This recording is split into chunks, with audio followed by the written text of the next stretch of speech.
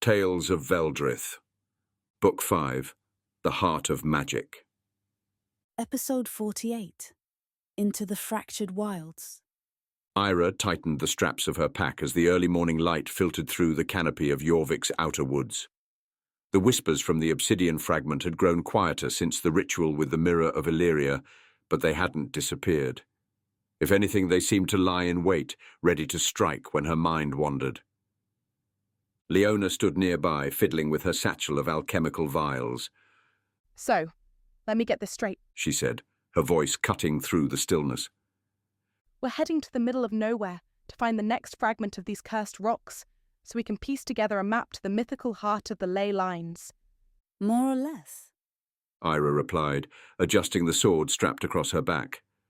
Vest in us said the fragments are anchors for the Abyssal Order's corruption. If we destroy them, we weaken their grip on the ley lines. And if we don't? Leona asked, her tone light, but her eyes serious. Then Veldrith becomes a wasteland. Eira said bluntly. The Order will use the ley lines to invert magic itself. Nothing will survive. Leona whistled softly. No pressure then. The map Leona had recovered from the ruins near the shattered pinnacle marked the next fragment's location in the fractured wilds, a treacherous stretch of untamed wilderness at the edge of the eastern mountains.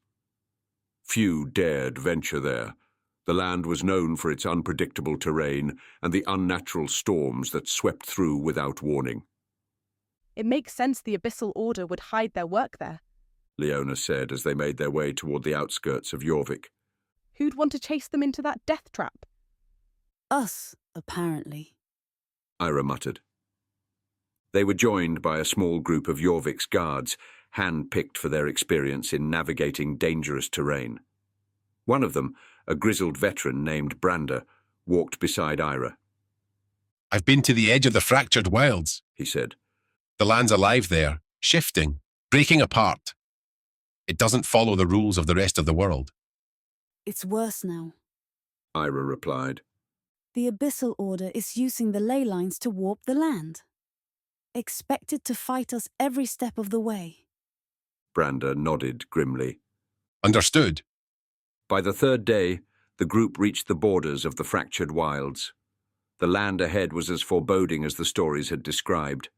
The trees gave way to jagged cliffs and deep ravines, the earth cracked and uneven.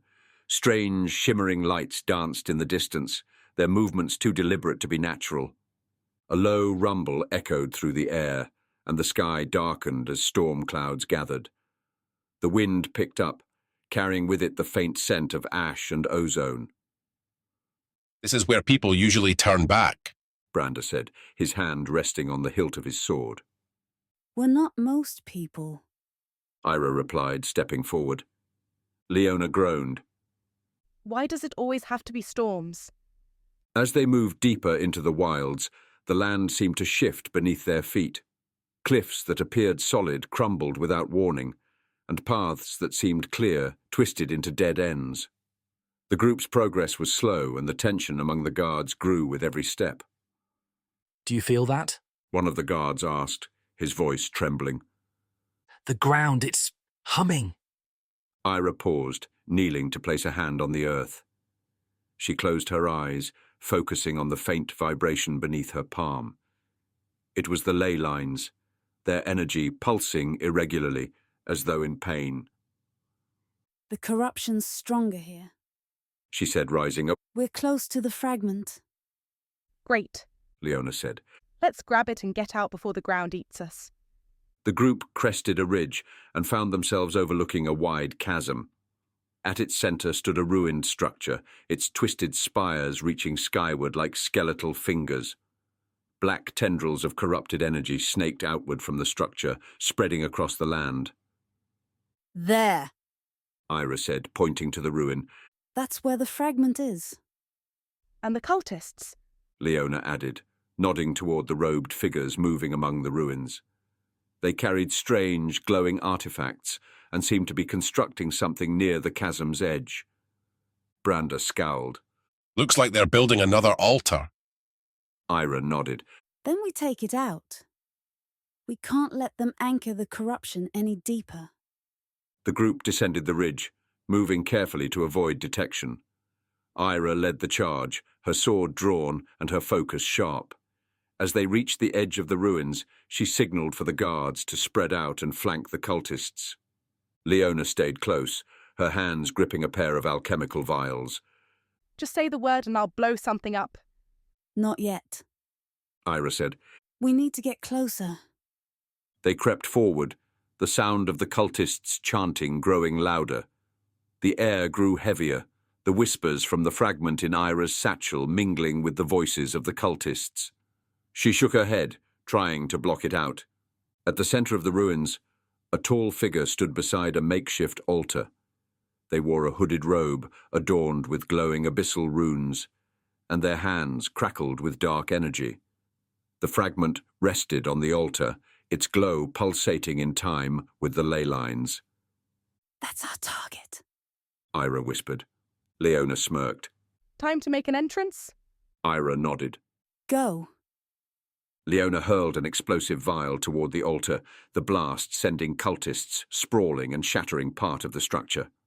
Eira and the guards charged in, their weapons cutting through the disoriented cultists. The leader of the cultists recovered quickly, their hands weaving dark sigils in the air.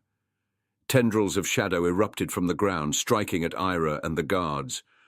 Eira dodged, her sword slicing through one of the tendrils. You think you can stop the Abyss? The leader sneered, their voice echoing unnaturally. The ley lines belong to us now. Not while I'm breathing. Eira shot back, driving her blade toward them. As the battle raged, the fragment on the altar began to glow brighter, its energy resonating with the corrupted ley lines. The ground trembled, and a rift opened in the chasm, spewing black mist into the air.